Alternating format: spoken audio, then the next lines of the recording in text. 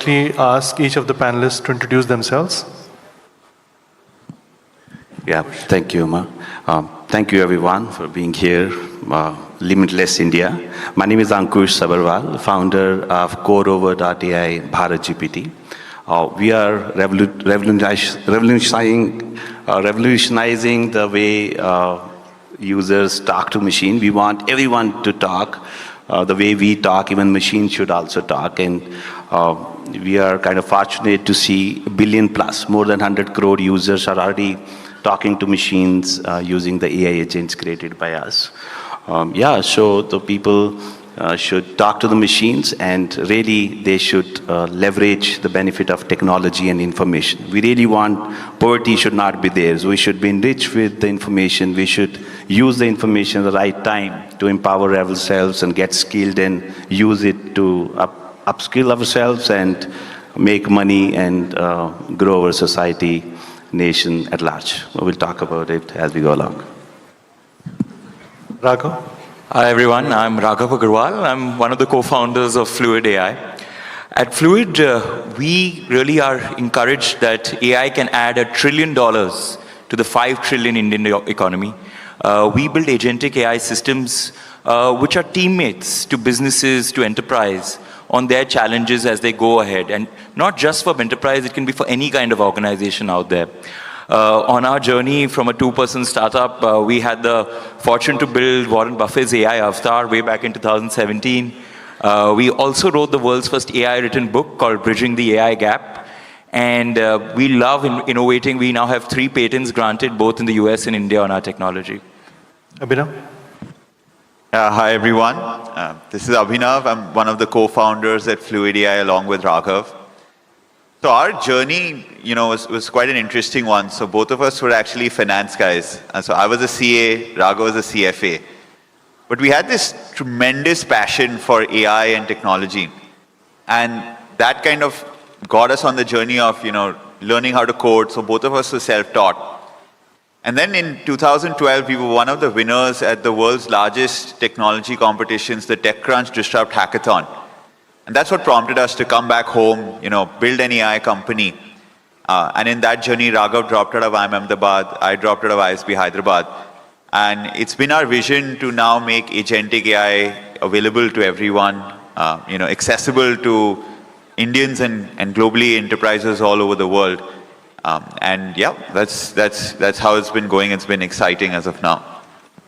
Great. So I have a young panel of entrepreneurs. And so just to give you a perspective, let's just take a step back. In 1975, we had connected up to 1 billion places with rail, with road, with air, with water. And you could sell the access production of one place to another. And that was, literally the peak of the industrial economy. Okay. By 2009, we had connected up to 1 billion people with internet, with social media, with emails, and you could sell the access knowledge of one person to another. And that was, the height of, or starting the height of knowledge economy that we have actually grown up with.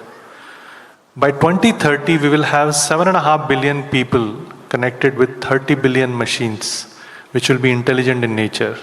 And that will form the core of what we call as the intelligence economy. And truly, let me just share with you that we haven't really understood, what would be the economic potential of that. Of course, PwC research says that we would be uncovering $15.7 trillion of new economic value.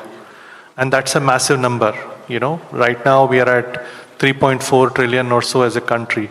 Now imagine there is a new economic value that is there for us to explore. And I know Vishwasji was talking about that, the whole of India, can actually progress. However, in case of machines, they have, only humans believe in this abstract notion of nation. Machines don't. So you could go beyond. So the great thing is that India is very young. We are going to have 900 million people in this demographic potential.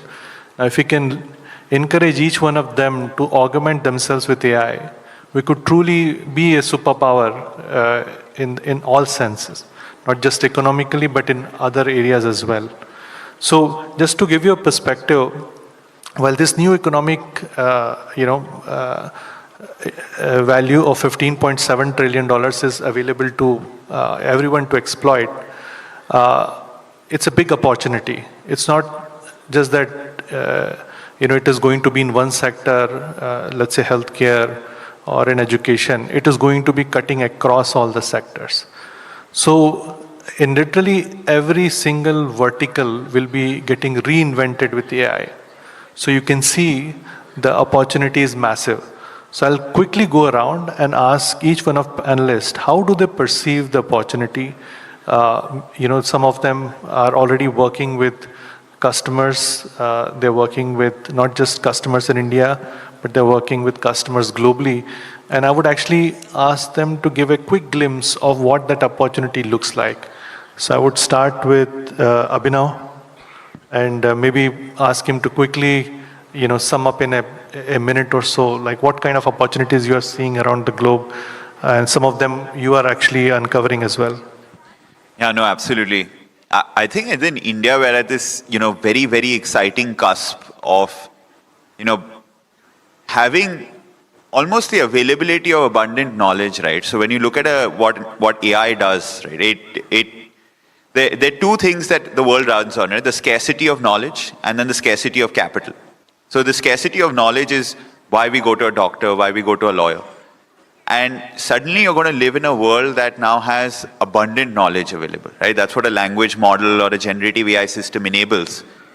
And imagine empowering 1 billion or 1.4 billion people with that abundant knowledge, right? The impact that it can create is truly going to be phenomenal. And I think that's what excites. I think there's an estimate that as India becomes a $5 trillion economy, $1.5 trillion of that is going to come driven by AI.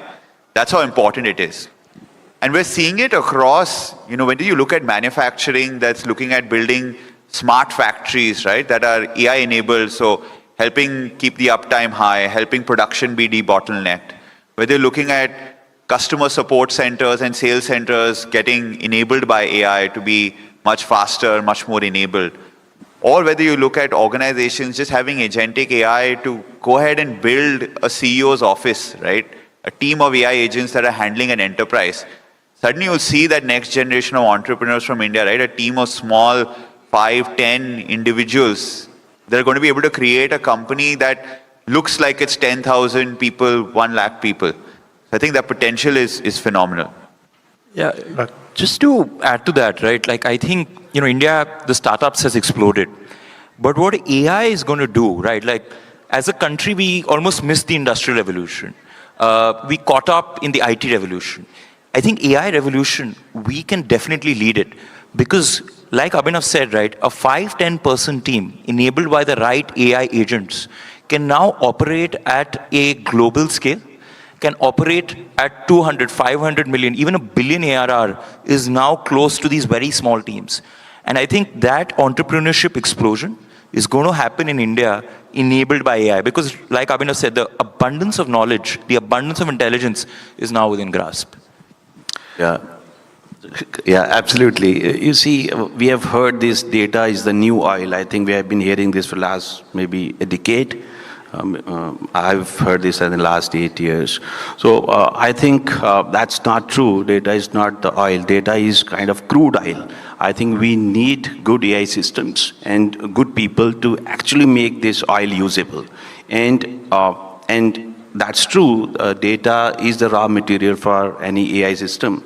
And who can produce more raw material in AI, which is data? I think country other than India. So by the virtue of the population we are, right? So we produce data by just living life, right? I keep saying that again and again. We are here, we are producing data, content. Even you are producing data because you are still here. Few people are not because you're interested probably in hearing this. So the data is being created. So I think it's a matter of just using it in the right form. Yes, we keep hearing there are resource crunch. I was just having the green room discussion. I think that's not true. There are still GPUs available with infrastructure providers. Enough of GPUs, enough of technology. I think let few people like us continue building the technology platform, and I think majority of us should solve problems. The technology is already there. Of course, we'll keep upgrading as a technology, as a platform, as a solution, but the technology is out there. Just think big, pick up the big problem to solve and just go ahead and solve it. And other good thing which has happened in this current era is we don't need to be technologists to actually create technology solutions. See earlier, even to use technology, if you remember 40 plus, 30 plus old guys, even to use technology, we had to go to computer course, right? Engineering to just use the computer. Now everyone can use the technology. I think now with no-code platform and the agentic AI platform, everyone literally be able to create technology solution without being technologist. I think go grab this opportunity. I think we will live in abundance.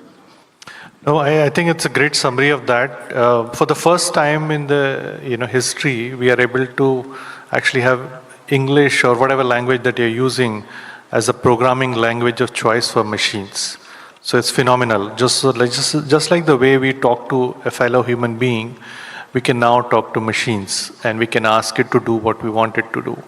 And some of you must be playing around with ChatGPT and others, and that just gives you a glimpse of it, because chatbots, while they are incredibly useful, but they are just the beginning of this revolution.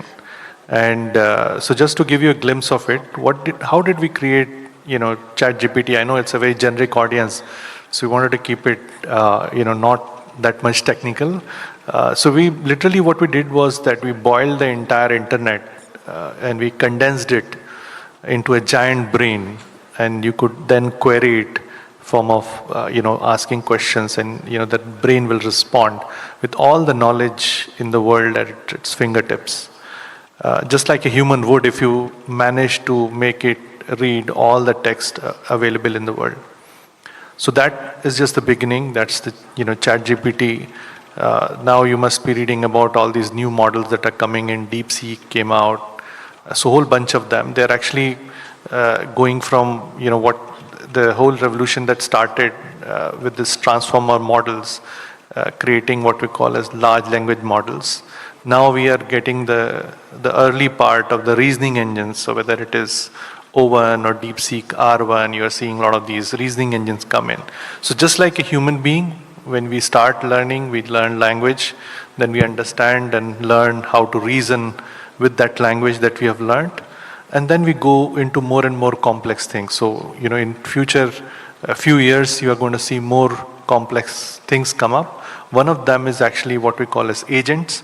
So now you're putting the giant brain inside some kind of personalities, and they would behave on their own. So let's say if it's a customer care agent, then it'll, if you go and ask it some question, it is going to reply.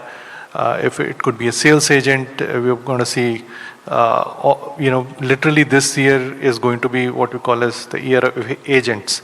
So you're going to see agents in literally all parts of an enterprise. And post that, what we are foreseeing is that you're going to take the agents and put it inside literally robots. And those robots, what we call as physical AI, will be actually then, working with us. And post that, of course, people are talking about, artificial super intelligence and other things, but we still have to glimpse it. My sense is that it's still, some time away, maybe, 5, 10, maybe more years. We don't know that. Of course, Hollywood and Bollywood are reaching more near to it. But it's an evolution. And I just wanted to quickly go across the panel and ask, what kind of early examples are you seeing when you're working with customers, and where are they in terms of that journey? I'll start with you, Ankush. Yeah, I think it's kind of endless. See, we start with, say, one use case with one customer, and at peak we are doing 5 use cases for a customer. So literally there is an opportunity everywhere, whether it's about, if I talk about what are the few use cases are the areas which AI or Gen AI can help. The first one is customer experience, customer engagement. So wherever there is a company, there is engagement requirement, whether with the consumer or with the employees. The second in the list is revenue opportunities. The third is the cost optimization. The fourth is compliance. So any company, I think, needs to go to these functions. Maybe some of the customer names, if you can share, so that people will. Of course. So LIC, we're doing a lot of work with LIC. Ask Mitra is powered by Core over Bharat GPT. People can compare the plans, look out for the right policy for them, pay the premium. IRCTC, people can speak and book the train ticket.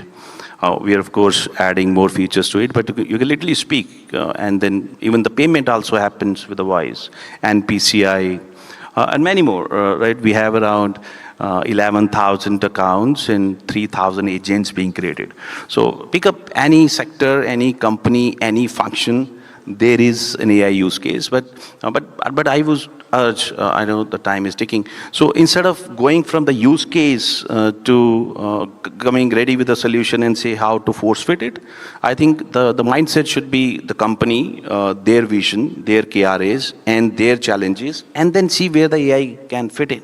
So go with the problem mindset first and then map the AI solution. Because the use cases, we have hundreds, but I think there we spend more time in force fitting the solution instead of going to this problem solution and then AI as an enabler. Great advice, Ankush.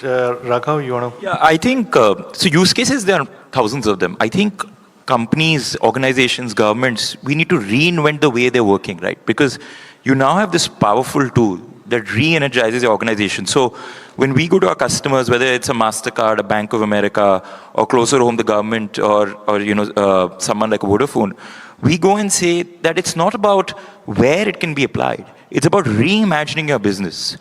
So when we did the AI avatar for Warren Buffett, we reimagined the magazine, right? Because till then, a magazine was an interview of a journalist with a prominent personality. But when you create an AI avatar, anyone could ask Warren any question in the world, right? So that kind of experience where you reimagine a business, I think that will be a very powerful sort of paradigm when we go down this AI journey. Yeah, I think, you know, a really interesting example comes to my mind when you ask this question about use cases, right, and applicability. So in 1972, an Indian company imported the world's first mainframe supercomputer, right? And most people, when they think, okay, who would it be, right? You would think it would be a technology company, it would be a space research organization, someone in, you know, heavy tech. But it was actually Asian Paints, right? And they imported the IBM 1401. It cost them around 810 crores, right? In today's, you know, money value, so about $1 million back then. And everyone said, what will a paints company do with a mainframe supercomputer, right?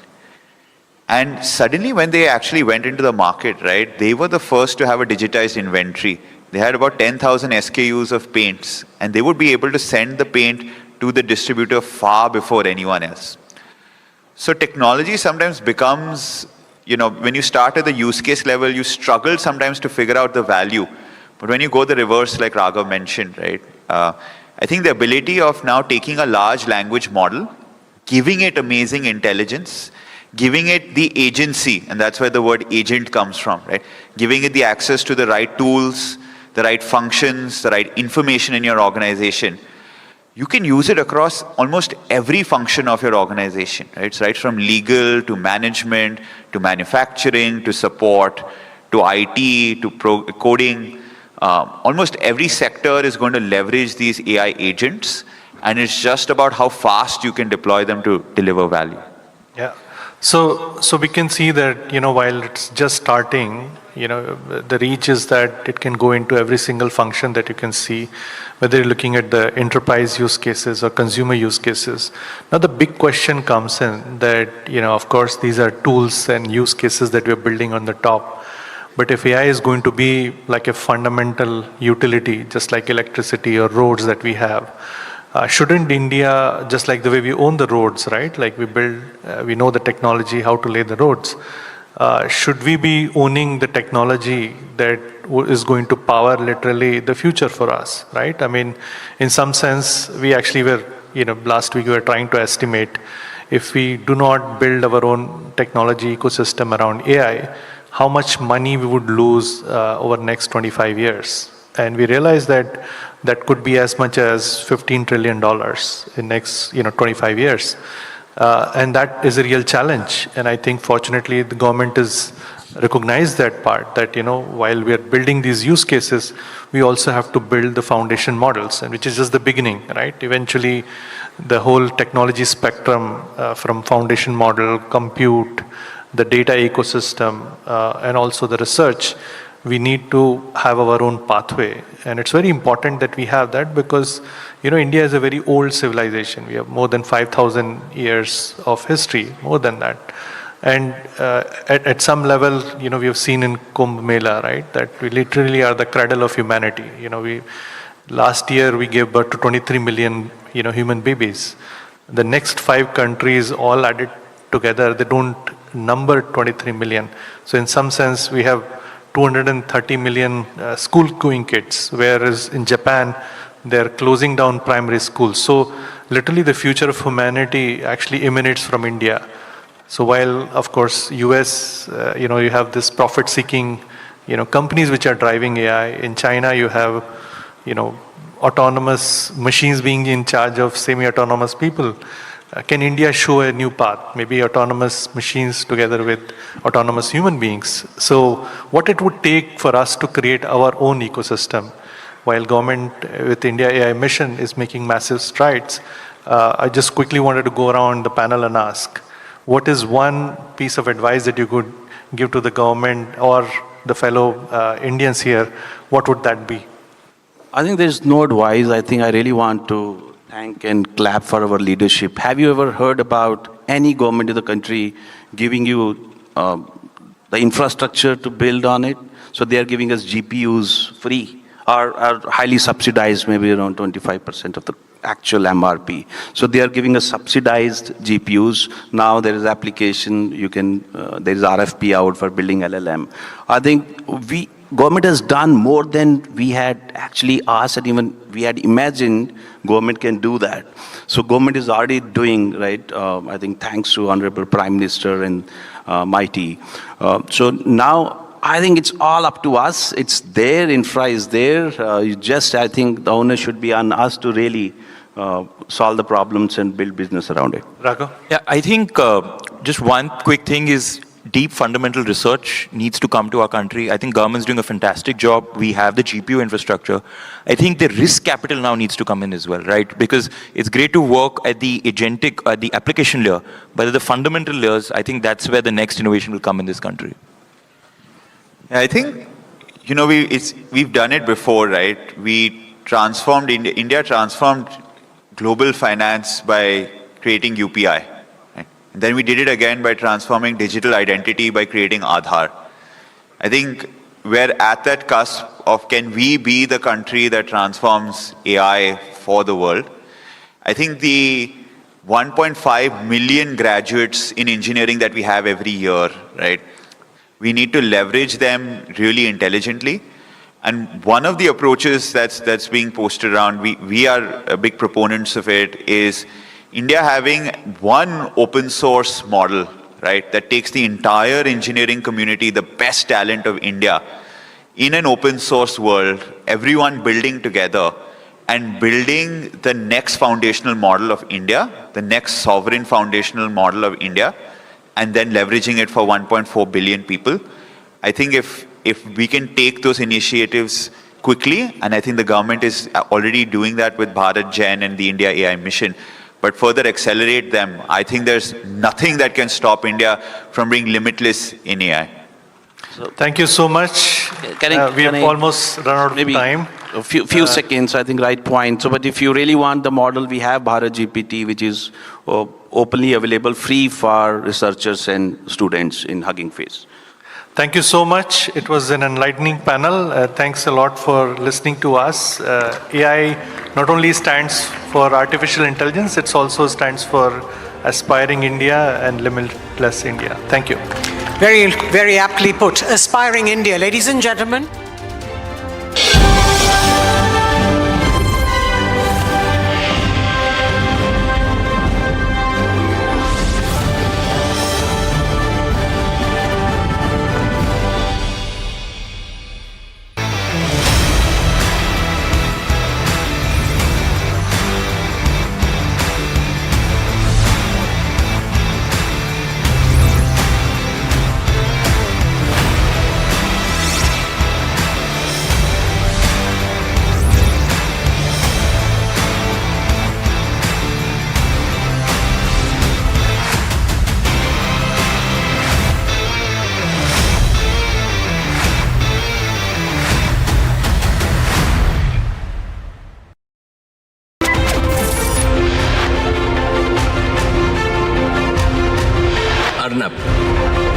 Your Republic TV must be one of the most successful media startups in the world. Republic TV ने जो किया है आज तक भारत के आजाद भारत के इतिहास में किसी इंग्लिश टीवी ने तो किया ही नहीं। और मैं इस बात के लिए इनकी हिम्मत को दाद देता हूं। थोड़े समय में ही इस रिपब्लिक मीडिया समूह ने जन सामान्य का विश्वास हासिल करने में जो कामयाबी हासिल की है उसकी जितनी भी सराहना की जाए वह कम है। It's my joy, Arnab, you are bringing the much needed inspiration and information to people. And in such short time, Republic TV has done wonderfully well. Republic TV की टीम जानती है कि हर उपलब्धि के पीछे मेहनत, विजन और संकल्पों की एक लंबी यात्रा। Samsung Galaxy S25 Ultra powered by Galaxy AI brings you the latest news in a super efficient and summarized format from across the country only on Republic TV. Republic and Samsung together unfold a new world of possibilities. Let the adventure begin.